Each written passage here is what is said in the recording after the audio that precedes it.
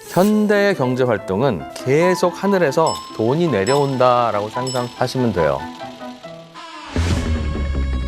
그 늘어나는 돈을 가져오면 부자가 되는 거예요.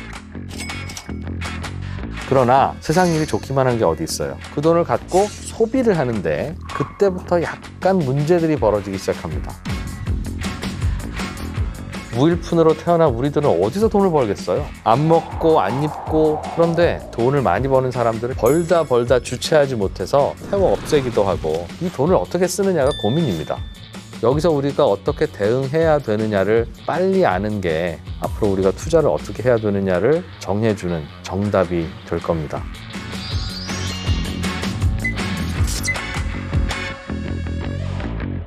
지금까지는 세상에 돈이 어떻게 풀려나오고 있고 어떻게 늘어나고 있다는 이야기를 해드렸는데, 그러면 돈이 점점 이렇게 많이 풀려나오고 있는 이 세상은 좋은 세상으로 가는 징조일까요? 아니면 망해가는 징조일까요? 둘 중에 꼭 하나만 꼽자면 돈이 점점 늘어나는 세상이 그래도 돈이 안 늘어나는 세상보다는 훨씬 좋은 세상입니다. 돈이 늘어나는 이유는 대출 때문이고, 대출이라는 건 우리에게는 빚이고 부채잖아요. 우리는 대출과 부채는 늘어나면 나쁜 거다라고 생각을 하고 있죠. 그런데 마치 이거는 요즘 아이들이 밥을 너무 많이 먹어서 비만이 생겨서 예전에는 없던 성인병도 아이들에게 생기고 있어요 하는 거하고 비슷합니다. 밥을 많이 먹고 운동을 안 하니까 그렇게 되는 것인데, 그렇다고 밥이 충분히 공급되는 이 상황이 나쁜 건 아니잖아요. 아이들이 그걸 조절을 못하니까 문제죠. 어른들의 생활도 마찬가지입니다. 세상에 돈이 점점 늘어나는 이 상황 자체는 늘어나지 않을 때보다 훨씬 좋은데, 그렇게 늘어나는 돈 때문에 생기는 부작용들이 있기는 있는 것이죠. 그래서 세상에 돈이 점점 더 많이 늘어나고 있고, 그 늘어나는 돈이 어떠한 결과를 가져오는지에 대해서 간단하게 설명을 좀 드리려고 합니다.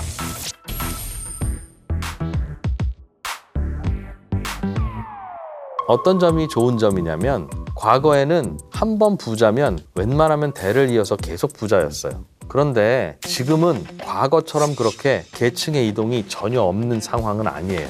왜냐하면 지금은 눈이 내리듯이 계속 하늘에서 돈이 떨어진다고 했잖아요. 돈이 늘어나기 때문에 그 늘어나는 돈을 가져오면 부자가 되는 거예요. 그러니까 물론 부자 되기는 과거에도 지금도 매우 어렵습니다만은, 과거와 비교하면 부자 되기가 좀 더 쉬워졌다. 그래서 돈의 양이 늘어나지 않는 시대에는 남의 부를 약탈해서 가져와야 내 부가 늘어납니다. 그러니까 모든 노력을 약탈을 하는 데 쏟고, 그렇게 힘을 기르는 데 쏟고. 그런데 생각해 보세요. 과거에 약탈을 해서 갖고 오면 내가 부자가 됩니까? 왕이 부자가 되죠. 평민들의 삶이 윤택해지려면 누군가는 좋은 농기구를 만들어서 일하기 편하게 만들어줘야 되고, 또 누군가는 좋은 옷을 만들고, 누군가는 좋은 집을 지어서 평민들이 그걸 서로 사고팔고 하면서 삶의 수준이 높아져야 되는데, 좋은 농기구를 만들려면 대장간이 있어야 되잖아요. 그런데 대장간 차리려면 돈이 있습니까? 안 먹고 안 입고 차근차근 돈을 모아서 수십 년 동안 모은 돈으로 대장간을 하나 만들어야죠. 그런데 기껏 대장간을 만들었는데 왕이 자, 옆 나라를 치자 하고 전쟁을 선포하면 그 대장간은 망하잖아요. 이런 일이 비일비재하니까 사람들은 대장간을 만들지 않습니다. 그러다 보면 아무도 좋은 칼을 만들지 않고, 아무도 더 좋은 옷을 만들지 않고, 그래서 과거의 수천 년 동안 우리의 삶의 질이 늘 그대로였던 거예요. 그런데 현대사회에 와서 대출이라는 시스템, 즉 아끼고 모으고 절약해서 20년 동안 모아야 대장간을 만들 수 있는 게 아니라, 내가 대장간을 만들 수 있는 능력이 있습니다, 그리고 칼 잘 만듭니다 라는 걸 은행이 인정하기만 하면 여기 있습니다 라고 대장간 만들 돈을 빌려주는, 그러니까 대출받은 돈으로 대장간을 만들면 대장간에서 좋은 칼을 만들고, 또 좋은 칼을 누군가가 사서 쓰기도 하고, 이러면서 그 덕분에 돈의 양이 늘어나기는 하지만 돈을 벌 수 있는 방식이 다양해지면 사람들은 전쟁을 일으키지 않아요. 과거보다 현대에서 전쟁이 덜 일어나는 이유는 핵무기가 무섭기 때문이기도 하지만, 굳이 전쟁을 일으켜서 돈을 버는 거 말고는 다른 방법이 없는 과거와 비교할 때 좀 더 다양한 옵션들이 생겼기 때문에 그렇습니다. 그러나 세상 일이 좋기만 한 게 어디 있어요. 대출이 늘어나고 그것 때문에 돈의 양이 늘어나면 누군가가 그 돈을 갖겠죠. 그 돈을 갖고 소비를 하는데 그때부터 약간 문제들이 벌어지기 시작합니다. 우리들의 주머니에 돈이 넉넉해지면 우리는 소비를 하는데요. 소비를 할 때 어떻게 소비를 합니까? 예를 들면 휴대폰을 산다고 가정해보죠. 여러분은 휴대폰 메이커는 굉장히 많은데 그 중에서 어떤 휴대폰을 사고 싶으세요? 머릿속에 떠오르시죠? 대부분의 경우에는 애플 아니면 삼성전자 휴대폰을 선택하죠. 왜? 그게 좋으니까. 그러면 돈이 점점 많이 늘어나서 우리 주머니에 돈이 생겼는데 그 돈으로 휴대폰을 사는데 이 돈은 결국 어디로 가겠습니까? 애플 회사 금고, 삼성전자 회사 금고로 들어가서 쌓입니다. 그리고 다른 휴대폰 만드는 회사는 비슷하게는 만드는 것 같은데 한 몇 퍼센트 부족하다는 이유로 사람들이 외면하고 안 삽니다. 그래서 소비가 늘어나면 기업들의 양극화가 자연히 벌어져요. 왜? 소비자들은 조금이라도 좋은 걸 사거든요. 예를 들면 여러분 점심시간에 나가서 무슨 밥을 먹을까? 라고 결정할 때는 조금이라도 맛있고 조금이라도 가성비 높은 음식 고르잖아요. 그러니까 어떤 식당은 줄을 서는데 어떤 식당은 파리를 날리죠. 그래서 점점 더 양극화가 심해집니다.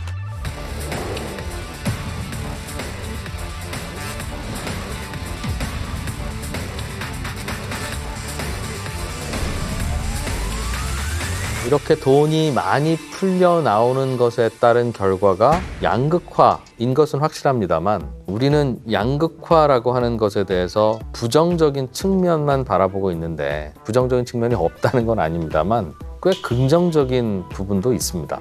양극화라는 거는요. 어떠한 좋은 서비스, 좋은 제품을 예전보다는 더 많은 사람들이 쉽게 접할 수 있게 됐다는 뜻입니다.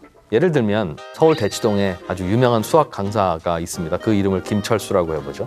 과거에는 김철수 선생님의 강의는 대치동 근처에 사는 학생들만 들을 수 있었습니다. 그래서 서울 대치동에 있는 김철수 선생님의 월급이나 읍내에 있는 작은 학원에 있는 수학 강사인 김칠수 선생님의 월급은 비슷했습니다. 양극화가 벌어지지 않았죠. 그런데 그 읍내에 사는 학생들은 김철수 선생님이 분명히 더 잘 가르치는데 김칠수 선생님의 강의를 들어야 하는 상황이었지 않겠습니까? 그런데 정보통신이 발달하고 세상이 좀 더 살기 좋게 되면서 그 읍내에 있는 학생들도 이제 김철수 선생님의 강의를 과거보다 더 저렴하게, 왜냐하면 동영상으로 보면 되니까 더 편리하게 들을 수 있게 됐지요. 그러나 그 결과로 김칠수 선생님과 김철수 선생님은 엄청난 양극화의 주인공이 됩니다.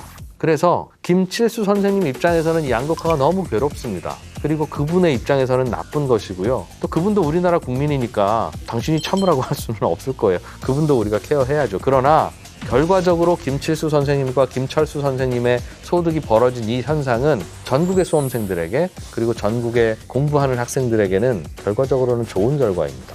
그래서 우리는 양극화라고 하는 것이 좋은 점과 나쁜 점이 따로 있지만 그게 꼭 반드시 나쁘니까 없애줘야 하는 것이고 반드시 좋으니까 이쪽으로만 가는 것이 좋다라고 하는 두 가지 의견 모두 장단점이 있는 거고요. 그리고 양극화가 심해지면 어떤 일이 벌어지냐면 여유로운 기업에는 돈이 남습니다.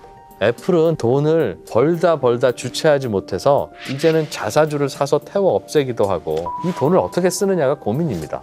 삼성전자도 뭐 마찬가지고요. 돈을 많이 버는 기업들, 돈을 많이 버는 사람들은 이 돈을 어떻게 굴리고 어떻게 해야 될지가 참 고민이에요. 그러나 더 투자할 곳은 마땅치 않는데 계속 돈이 들어오면 이 돈은 어딘가에는 맡겨야 되는데 이 돈이 많기 때문에 세상에 이 돈을 빌려갈 사람을 손들어 보세요라고 하면 낮은 금리로밖에 돈을 빌려줄 수가 없어요. 돈이 넘치니까. 그래서 세상이 점점 양극화되면 자연스럽게 저금리가 될 수밖에 없습니다. 또 양극화되면 어느 한쪽은 돈이 없을 거 아니겠어요? 이 돈이 없는 사람들을 살려내기 위해서는 금리를 낮춰서 돈을 더 풀어야 되기 때문에 역시 또 저금리가 필연적입니다. 그래서 지금까지 우리는 어찌 보면 인과관계로 연결된 체인 위에서 지금까지 계속 돌고 있는지도 모르겠어요. 무슨 얘기냐면 경제를 살리기 위해서 대출을 늘리고 대출을 늘리면 통화량이 늘어나고 늘어나는 통화량으로 사람들의 주머니는 풍족해지고 그 풍족한 주머니를 갖고 있는 사람들은 자기가 원하는 대로 소비를 하는데 그러다 보면 좋은 제품, 좋은 서비스를 만드는 회사에 돈만 늘어나고 그러다 보면 그들이 갖고 있는 자금은 어딘가에는 투자가 돼야 되는데 투자할 곳은 없으면 결국은 1%라도 이자 주겠다는 곳에 빌려줘야 되고 그러면 금리가 낮아지고 금리가 낮아지면 사람들은 대출을 더 받습니다. 그건 굳이 설명 안 해도 알 수 있겠죠. 그러니까 계속 도는 거예요. 금리가 낮으니 대출이 많아지고 대출이 많아지니 통화량이 늘어나고 소비가 늘어나고 양극화가 되고 돈이 남고 다시 금리가 낮아지고 대출이 늘어나고 이 과정에서 세상의 돈은 점점 늘어납니다. 그래서 제가 지금까지 말씀드린 내용을 한마디로 요약하면 세상의 돈이 점점 늘어나는 건 필연적인 현상이다. 그래서 앞으로도 계속될 가능성이 높습니다. 이 필연적인 현상을 바꿀 수 있는 방법은 가끔은 있습니다. 예를 들면 대출이 늘어났는데 그래서 통화량이 늘어났는데 사람들이 소비를 안 할 수도 있죠. 전쟁이 난다든가 갑자기 두렵다든가 그럴 때도 있어요. 또 사람들이 소비를 했는데 기업이 양극화 안 되는 경우도 있습니다. 그럴 일은 별로 없을 것 같은데 사람들이 갑자기 야, 저 중소기업이 좀 불쌍하다. 나는 앞으로 한 2년은 아이폰이나 삼성폰 안 쓰고 저 이름 없는 폰을 쓸 거야 라고 사람들이 생각하기 시작하면 양극화가 덜 되긴 하겠죠. 아니면 양극화가 벌어지지 않게 하기 위해서는 또 하나의 방법이 있긴 있습니다. 뭐냐면 많이 버는 대기업이 중소기업들을 좀 도와주는 거예요. 우리는 아주 간단한 방법인데 대기업이 욕심을 내는 바람에 그걸 안 한다라고 생각을 하고 좀 더 욕심내지 마세요 라고 하면 대기업들이 그렇게 도와줄 것 같지만 실제로는 그게 어려운 이유는 욕심 때문이 아니라 예를 들면 삼성전자에 무슨 제품을 납품하는 중소기업이 있다고 치죠. 이 중소기업은 삼성전자에만 납품하는 게 아니라 애플에도 납품하고 화웨이에도 납품합니다. 그런 회사가 좋은 회사거든요. 그런데 삼성전자가 이 중소기업에게 더 후한 대금을 주거나 아니면 뭔가를 지원을 해주거나 하면 이 중소기업은 그렇게 해서 힘을 키워서 더 좋은 제품을 더 저렴하게 애플과 화웨이에도 납품을 합니다. 결과적으로 그게 경쟁사를 살찌우게 되면 삼성전자 주주들 입장에서는 바보짓을 한 게 된 거예요. 그렇지 않겠습니까? 그리고 이런 생각을 해보죠. 10억에 산 아파트가 20억이 됐어요. 그래서 시중에 내다 팔면 20억에 팔 수 있는데 어떤 사람은 이런 생각을 할 수 있습니다. 야, 나는 별로 한 것도 없는데 돈을 이렇게 많이 벌었으니 이 아파트를 사러 오신 분에게 20억에 팔 수 있지만 15억에 팔자. 나는 조금만 먹자. 잘못하면 양극화되니까 라고 생각해서 20억짜리 아파트를 15억에 파시는 분이 있습니까? 아니면 그 파는 행위가 과연 양극화를 줄이는 일일까요? 그게 아니라 20억짜리 아파트를 15억에 산 그 운 좋은 다음 사람만 그냥 5억 원을 버는 겁니다. 그렇지 않겠어요? 그래서 어떠한 대기업이 혹은 어떠한 부자가 부를 덜어서 나눠주는 행위라는 건 실제로 실행에 옮기려고 하면 항상 문제가 생깁니다. 우리는 세상이 활발하게 돌아가고 경제활동이 치열할수록 양극화가 심해지고 부의 세습이 심해진다고 생각하지만 실제로는 그 반대입니다. 세상에 돈이 늘어나지 않으면 아무것도 없이 무일푼으로 태어난 우리들은 어디서 돈을 벌겠어요? 스티브 잡스처럼 50년 전에는 아무것도 아니었던 소년이 세계 최고의 기업을 만들려면 경제활동이 활발해지고 돈의 양이 늘어나고 그것 때문에 양극화와 자산격차는 생길지언정 계속 경제가 활발하게 돌아가야 그중에 나도 한 몫을 가져올 수 있는 것이지 양극화와 자산격차가 벌어지는 게 싫다고 돈의 양이 늘어나는 걸 딱 중단을 시키면 경제적으로는 더 큰 충격이 오고요. 더 좋지 않은 사회가 온다는 거예요. 그래서 제가 조금 전에 설명드렸던 그 필연적인 사이클, 대출이 늘어나고 통화량이 늘어나서 소비가 늘어나면 그게 다시 양극화로 연결되고 그게 다시 저금리로 연결되고 다시 대출이 늘어나는 이 상황은 여러 가지 그 과정에서 고민도 생기고 부작용도 생기겠습니다만 지금까지 우리 인류가 발견한 그나마 가장 괜찮은 경제 시스템이고 그것이 돌아가는 것에 있어서는 그렇게 되지 않을 별다른 이유가 없어서 앞으로도 점점 더 돈의 양은 늘어나고 그 늘어나는 돈의 양을 어떻게 누가 가져가느냐의 경쟁, 여기서 우리가 어떻게 대응해야 되느냐를 빨리 아는 게 앞으로 우리가 투자를 어떻게 해야 되느냐를 정해주는 좋은 정답이 될 겁니다.